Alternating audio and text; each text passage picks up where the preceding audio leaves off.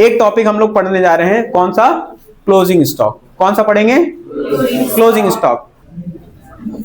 आ जाओ लिखो, closing stock. ये बताइए क्लोजिंग स्टॉक क्या होता है बच्चों? ट्रायल बैलेंस के आमतौर पे केस नंबर 1 आप ऐसे समझ लो, ट्रायल बैलेंस बना होता था, बोलो यार, ट्रायल बैलेंस होगा, और ट्रायल बैलेंस में ये कहां मिलता था आपको? एडजस्टमेंट में लास्ट में, और क्या लिखा रहता था? Closing stock. अब क्लोजिंग स्टॉक जो भी बता दे, मान लेते हैं 10,000 रुपए का बता दिया, तो ये कहां कहां जाता था आमतौर पे? ट्रेडिंग अकाउंट में और बैलेंस शीट के एसेट साइड में। लेकिन इस पे एक क्वेश्चन कभी कभी एमसीक्यू में आता है, बता दे रहा हूं कौन सा। वो बोलते हैं क्योंकि जाहिर सी बात है एडजस्टमेंट है तो एंट्री तो पास करनी पड़ेगी। कोई भी चीज बुक्स ऑफ अकाउंट्स में तभी लिखी जा सकती है जब उसकी क्या बनी होगी? Journal entry. तो जर्नल एंट्री इसकी क्या बनती है वो एक लॉजिक आप सीख लीजिए। सबसे पहले इसकी जर्नल एंट्री क्या बनेगी बच्चों? क्लोजिंग स्टॉक की जर्नल एंट्री। और याद रखना है ये टॉपिक ना कई जगह मदद करेगा। अगर आप पढ़ रहे हो या आप आरओई पढ़ रहे हो, कुछ भी पढ़ रहे हो, वहां पे भी मदद करेगा और इस चैप्टर में भी मदद करेगा। 3 जगह फायदा करेगा। बताओ क्लोजिंग स्टॉक की जर्नल एंट्री क्या होगी? Closing stock account debit to, तो लिखो भाई closing stock account debit to, क्या लिखना है? Trading account. अब इसका असर, ये तो हो गया जर्नल एंट्री का विषय, लेकिन हम तो डायरेक्ट दिखाते हैं कहां पे? हम लोग डायरेक्ट किसके अंदर चेंजेस दिखाते हैं बच्चों? फाइनेंशियल स्टेटमेंट्स के अंदर। तो बताओ यार, फाइनेंशियल स्टेटमेंट में 2 जगह, ये मान लो आपकी ट्रेडिंग अकाउंट हो गई और यहां पे आपका क्या बन जाए बच्चों? Balance sheet. पक्का? और अभी थोड़ी देर पहले मैंने जो बात बताई थी, अभी मैं चेक भी करूंगा थोड़ी देर बाद। ये बताओ ट्रेडिंग में किस तरफ गया ये? एज पर यही एंट्री बना लो इसी से। इसका क्लोजिंग कहां जाएगा सर? कहां? बाई, यहां पे लिख देंगे बाई क्लोजिंग स्टॉक कर देंगे, ठीक है? By closing stock. ये किस तरफ चला गया बच्चों? कौन सा असर दिख गया हमारा? अगर हम बात करें डबल एंट्री सिस्टम की, तो हमने कौन सा असर इसका दिखा दिया बच्चों? इस इफेक्ट को हम लोग कौन सा इफेक्ट बोलेंगे? कहां दिखा दिया हमने? क्रेडिट साइड हमने दिखा दिया। अब कौन सा साइड हमारा बाकी रह गया बच्चों? कौन सा साइड रह गया बाकी? Debit side. पक्का पक्का? तो ये बताओ बैलेंस शीट में डेबिट साइड कहां होती है? एसेट साइड को ही हम लोग क्या बोलते हैं बच्चों? इसी वजह से दूसरी जगह जो दिखाई जाती है क्लोजिंग स्टॉक की, वो बैलेंस शीट की एसेट साइड दिखाई जाती है, क्योंकि आपका असर जो होगा डेबिट और क्रेडिट का क्या हो जाएगा? बराबर हो जाएगा। देखो आपके स्कूल में 2 बातें बताई गई होंगी या आपने कहीं पे भी पढ़ा होगा, तो यही पढ़ा होगा कि आपका ट्रीटमेंट का असर सिर्फ 2 जगह दिखाया जा रहा है। एक जा रहा है ट्रेडिंग अकाउंट के क्रेडिट साइड में, एक जाएगा बैलेंस शीट के एसेट साइड में। मैंने आपको ये लॉजिक बताया कि आप चाहो तो जर्नल एंट्री पास कर सकते हो। जर्नल एंट्री पास करके रीड्राफ्ट मत करना, आप किसके अंदर डायरेक्ट चेंजेस कर सकते हो? बताओ आप डायरेक्ट चेंजेस किसके अंदर कर सकते हो? फाइनेंशियल स्टेटमेंट्स के अंदर। अब आपको ये देखना है सर फाइनेंशियल स्टेटमेंट में 2 जगह दिखेगा, एक जगह डेबिट साइड में और एक जगह क्रेडिट साइड में। तो अगर मैंने ट्रेडिंग क्रेडिट साइड कोई चीज लिख दी तो इसका असर क्या हो गया? क्रेडिट में अगर चला गया, नॉर्मली अभी तक कुछ नहीं हुआ तो हमने इधर दिखा दिया उसका असर। अब एक बात बताओ, बैलेंस शीट में अभी भी हमें दिखाना है और कौन सा साइड अभी बाकी रह गया? क्या ऐसी भी तो गलती हो सकती थी? कई बच्चे बोलेंगे सर बैलेंस शीट में लायबिलिटी साइड भी भेज सकते थे इसको, लेकिन अगर लायबिलिटी साइड भेज देते तो एक बार ऑलरेडी क्रेडिट ट्रीटमेंट हो चुका है, फिर भेज देते लायबिलिटी साइड में तो कौन सा ट्रीटमेंट हो जाता? क्रेडिट ही, और रह कौन सा जाता हमारा? डेबिट वाला। इसी वजह से जो बाकी बची हुई जगह है वो कहां चली गई? और एक दूसरा अप्रोच भी है, क्लोजिंग स्टॉक है। स्टॉक क्या होती है? बिजनेस की एसेट होती है, तो बाय डिफॉल्ट कहां जाना चाहिए उसे? तो दोनों अप्रोच से आप कर सकते हो। क्लियर है? हुआ इतना बच्चों? हुआ इतना? पक्का पक्का? लॉक कर दे आप भाई साहब। क्लोजिंग स्टॉक का कंसेप्ट नंबर 2 सर क्या आता है कंसेप्ट में? एक कहावत इसमें बहुत खराब हो जाती है बच्चों के लिए कि सर एक टॉपिक आ जाता है एफएमवी का, एक होता है कॉस्ट वैल्यू। मान लो कोई क्लोजिंग स्टॉक है, प्लीज ध्यान से सुनना, एफएमवी और क्लोजिंग स्टॉक का ज्ञान बहुत जरूरी है बच्चों। मतलब स्टॉक वैल्यू क्या होती है? देखो इधर, जैसे एग्जांपल के तौर पे इधर देखना, ये क्लोजिंग स्टॉक में लिख रहा है कितना? 10,000 लिखा। अब यहीं पे वो ब्रैकेट में लिख देगा ये कौन सा प्राइस है, मान लेते हैं ये लिख दिया उसने fair market value. Sir fair market value क्या होता है वो समझना कि अगर मान लो मेरे पास शॉप है कैलकुलेटर्स की, किसकी शॉप है? कैलकुलेटर्स की। मेरी दुकान है बच्चों। अब ये दुकान जो है, अब इसमें मैं कैलकुलेटर्स बेचता हूं तो कितने में इसका रियलाइजेशन वैल्यू होगा? कितने तक का बिक जाएगा? ये बिक जाएगा आज की डेट पे 10,000 का। कितने का बिक जाएगा? 10,000। अरे पूरा जितना भी स्टॉक में रखा होगा। लेकिन मैंने इसे खरीदा कितने में होगा? क्लोजिंग स्टॉक ये फेयर मार्केट वैल्यू के नीचे ये बताएगा कि इसकी कॉस्ट कितनी है आपकी। इसकी कॉस्ट है 7,500। इसकी कॉस्ट कितनी है? 7,500। कितनी लागत का आपने खरीदा था? अब सारे बच्चे मुझे बताओ, आप इन दोनों वैल्यू में से कौन सा दाम दिखाओगे? 10,000 दिखाओगे या 7,500 दिखाओगे? हाँ सर, बड़ी सिंपल सी बात है, इसमें कौन सी बड़ी बात है सर? खरीदे जितने में है, क्लोजिंग स्टॉक हमेशा हमें किस पे दिखाना पड़ेगा? किस पे दिखाना पड़ेगा? कॉस्ट वैल्यू पे। किस पे दिखाना होगा? कोई दिक्कत किसी को नहीं। तो इसका मतलब पहला अप्रोच है कि मैं यहाँ पे कितना लिखूंगा बच्चों, जल्दी बताओ। यहाँ पे मैंने कितना लिख दिया? 7,500। और बैलेंस शीट में एसेट साइड में भी कितना दिखाऊंगा? 7,500। पक्का पक्का बोलो यार, पक्का पक्का। अब ध्यान से सुनना, अब यहीं से एक सवाल बड़ा ही रोचक होगा। फेयर मार्केट वैल्यू समझ में आ गया कि हमारा सामान कितने का बिक जाएगा। अब देखना, ध्यान से सुनो, कहानी को सुनोगे तभी मजा आएगा इसमें। अचानक से पता चलता है मार्केट में कोई लेटेस्ट टेक्नोलॉजी वाला कैलकुलेटर लॉन्च हुआ है, जिसको वो जानते हो कैसे होता है? ये सब में सेल्स लगती हैं। वो डायरेक्टली आप जो फोन का चार्जर इस्तेमाल करते हो टाइप सी से, उसकी चार्जिंग हो जाती है। आप धूप में रख दो तो चार्ज हो जाता है। ठीक, ये स्मार्ट है। अब पता है इस कैलकुलेटर के अंदर एक स्मार्ट फीचर है, एक स्कैनर लगा हुआ है। आप एक बार किसी पेज पे ऐसे करते हो, वो पूरा क्वेश्चन रीड कर लेगा, उसका सॉल्यूशन भी दिखा देगा। वाओ, क्या इनोवेशन आइडिया दे दिया मैंने। अब बताओ, मार्केट में अगर इतनी टेक्नोलॉजी का नया इनोवेशन आ जाएगा, खुद सोच के बताना। मैं एक दुकानदार हूं, मेरे यहां जितना माल रखा होगा, जितना स्टॉक रखा होगा, अब इसकी डिमांड मार्केट में, अगर मैं आज की डेट पे बेच करके रियलाइज कराऊं भी, फेयर मार्केट वैल्यू को हम लोग सेल प्राइस वैल्यू नहीं बोलते। फेयर मार्केट वैल्यू का मतलब होता है आज बेच दूं तो कितना रियलाइज कर लूंगा। अब जानते हो ये बहुत दुख की बात है कि इसकी वैल्यू मुझे मार्केट में कितने मिलनी? 5,000 भी कोई देने को तैयार नहीं है। बद मुश्किल से मुझे कितना मिलेगा? 5,000। और जबकि मैंने खरीदा कितने में था बच्चों? खरीदा था मैंने 7,500 का। अब जितने बच्चे जानते हैं कंसेप्ट, क्योंकि जिन्होंने पहला पड़ाव सुना होगा क्लास में, वो क्या बोलेंगे? इस वाले केस में क्या कंसेप्ट था बताओ? इस वाले केस में आप बोले सर हम तो 10,000 है, तो हमने तो खरीदा था 7,500 में, तो हम कितना दिखाएंगे? 7,500। इसमें आपको भी दिल गवाही दे देगा कि हाँ ठीक बात है, इसमें कौन सी बड़ी बात है, जितने का खरीदा उतने का दिखा रहे हैं, इतने का हमारे पास सामान रखा है। लेकिन सर इस केस में क्या होगा? ये 5,000 है और सर ये कितने का दिख रहा है? 7,500 का। हमने खरीदा था कितने में? 7,500 में। कॉस्ट प्राइस का मतलब क्या हुआ बच्चों? कॉस्ट प्राइस का मतलब कितने में हमने परचेजिंग किया है। सर नियम तो ये कहता है, नियम के हिसाब से चले, हमने जितना पैसा लगाया था हम अपने ट्रेडिंग और उसके अंदर, ट्रेडिंग अकाउंट के अंदर कितना दिखाएंगे बच्चों? बोलो ना यार, ट्रेडिंग अकाउंट के अंदर कितना दिखाऊंगा मैं? क्लोजिंग स्टॉक बताओ कितना दिखाऊं? भाई मैं तो जितना खरीदा था कम से कम इतना तो दिखाऊंगा ही ना। लेकिन जानते हो ये हो जाएगा गलत। और कौन गलत कर रहा है इसको, अब ये सोचने का विषय है। क्योंकि अगर मेरे को क्लास में सिर्फ इतना पढ़ाना होता, या लोग कैसे पढ़ाएंगे? देखो मैं अभी बता रहा हूं, मुझे भी पढ़ाना होगा, इतने देर की नाटक करना मुझे भी अच्छा नहीं लगेगा। बच्चों को कैसे सिखाया जाता है मैं बता दूं, बहुत इजी है बताना। बेटा जो वैल्यू दोनों में छोटी होगी उसी वैल्यू को ले लेना। मुझे भी बोलने में समय कम लगेगा, आपको सुनने में बड़ा मजा आएगा। देखो इन दोनों में वैल्यू कौन सी कम है? आंसर तुम्हारा एकदम सटीक बैठेगा। इन दोनों में वैल्यू कौन सी कम है? 7,500। तो तुम कौन सी वैल्यू ले लोगे? इन दोनों में वैल्यू कौन सी कम है? तो अब इसके अकॉर्डिंग अब क्लोजिंग स्टॉक कितने का दिखेगा?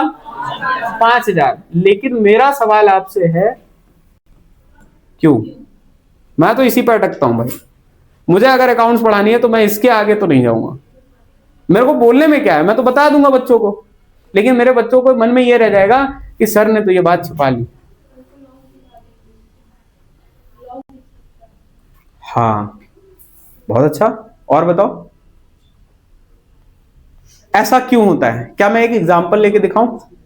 एग्जांपल लेके दिखाऊंगा, हमेशा के लिए याद होगा।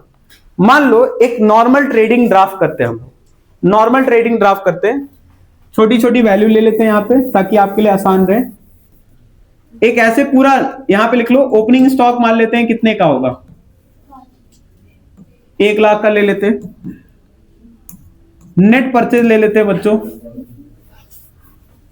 1,50,000 का ले लिया। सेल्स ले लेते हैं बच्चों, सेल्स ले लेते हैं 3 लाख का। कितने का ले लिया? डायरेक्ट एक्सपेंसेस में कुछ भी नहीं मान लेते हैं, या लेना चाहो तो ले लो यार, कोई दिक्कत नहीं। कितने का डायरेक्ट एक्सपेंसेस लोगे? मैं ले लेता हूं 5,000 का। चलो, एक रफली किसका आइडिया दिख रहा है? ये रफली ये किसका आइडिया दिख रहा है? रफली ये आइडिया किसका दिख रहा है बच्चों? बोलो यार। अच्छा, हमारा अभी कंसेप्ट चल रहा है, मान लो क्लोजिंग स्टॉक मैं अपनी बात करता हूं भाई, मैं 7,500 था, मैं 7,500 लेके चलूंगा, क्योंकि मैं भी जिद्दी, क्योंकि सच में मेरी लागत कितनी पड़ी फंसी है? 7,500। इधर देखो, अगर मैंने 7,500 रखा तो मुझे कैलकुलेट करके सारे बच्चे बताओ कि मेरा जीपी कितना मेरे हिसाब से एक्सपेक्टेड होगा। बोलो यार, जीपी कितना एक्सपेक्टेड होगा? बोलो बोलो बोलो, जल्दी बोलो। कितना आएगा? 3,07,000 माइनस कर दो बच्चों 2,55,000, कितना हो जाएगा?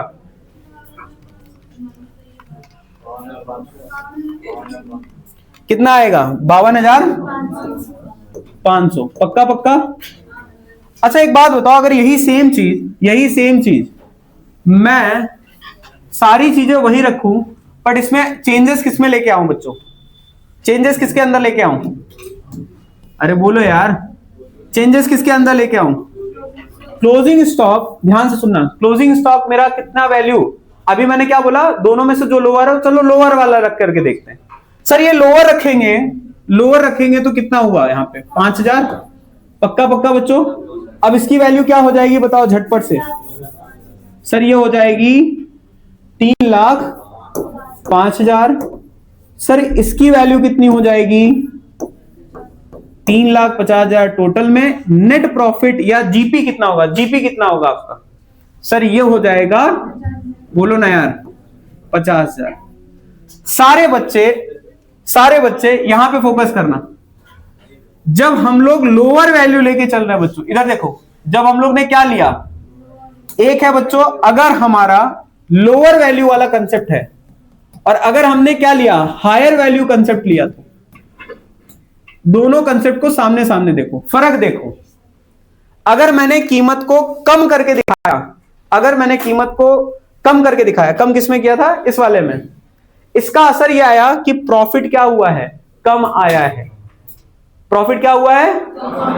और इसमें हमारा प्रॉफिट, अगर मैंने क्लोजिंग स्टॉक को ज्यादा कर दिया तो प्रॉफिट मेरा, इससे एक बात समझ में आ रही है सर, एक निष्कर्ष निकल रहा है कि क्लोजिंग स्टॉक अगर ज्यादा है तो प्रॉफिट भी ज्यादा होगा। पक्का?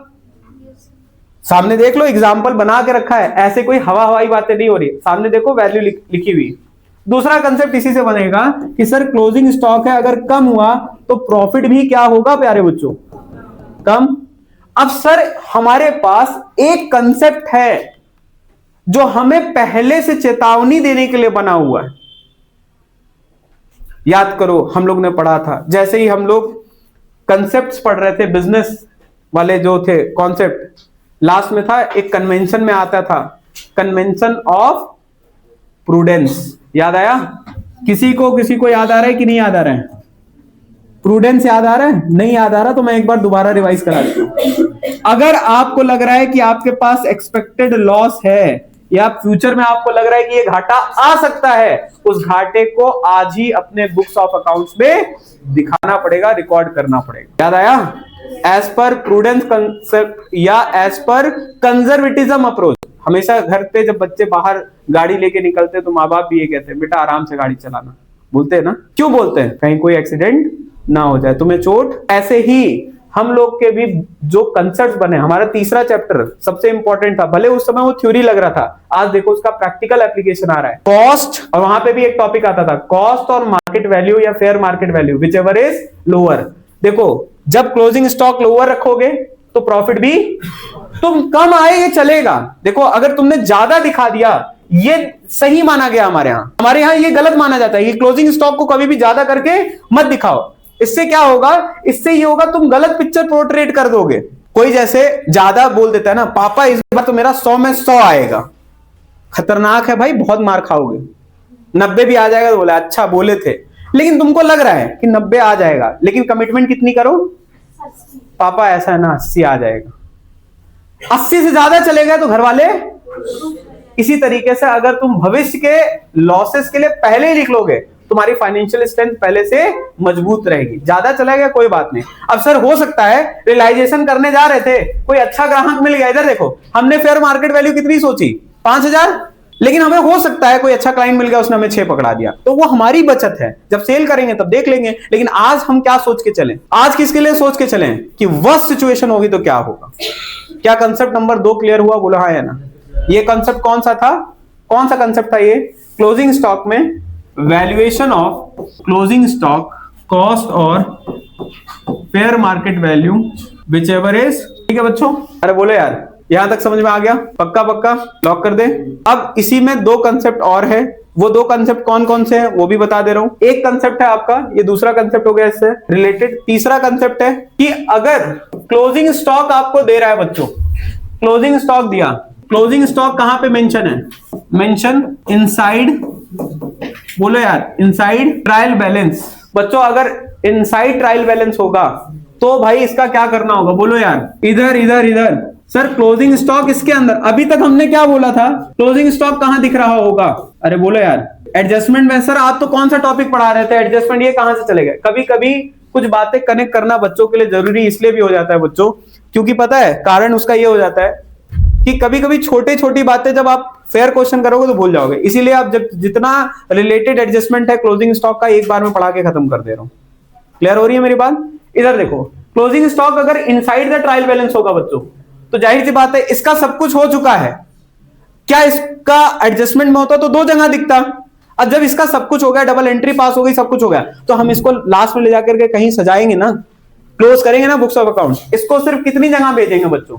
सिर्फ कितनी जगह भेजेंगे इसको? एक जगह। सर कहां जाएगा ये? सिर्फ एक घर है इसका, कौन सा? कौन सा घर? अंततः इसे कहां जाना पड़ेगा? Balance sheet. और बैलेंस शीट में किस साइड में? अरे बोलो यार, पक्का पक्का दिखा देंगे यहां पे 10,000। इसका सिर्फ एक ही एडजस्टमेंट होगा बच्चों। अब इसमें एक छोटा सा मोड़ लाने वाला है क्वेश्चन में, चौथा पार्ट आता है जो कि थोड़ा सा ट्रिकी हो जाता है। चलें उस पर भी बात कर ले। लिख लिया इसको? जल्दी जल्दी लिखो, लास्ट उसी के बाद खत्म। आज की क्लास इसी के बाद ओवर हो जाएगी। कल अब इसका प्रैक्टिकल जब आएगा और भी डिस्कस करेंगे, तब देखेंगे।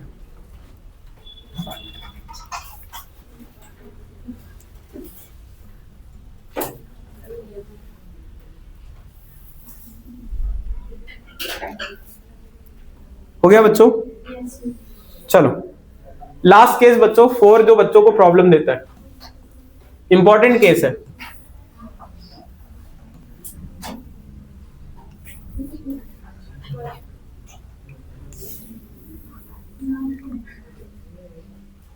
ध्यान से सुनना।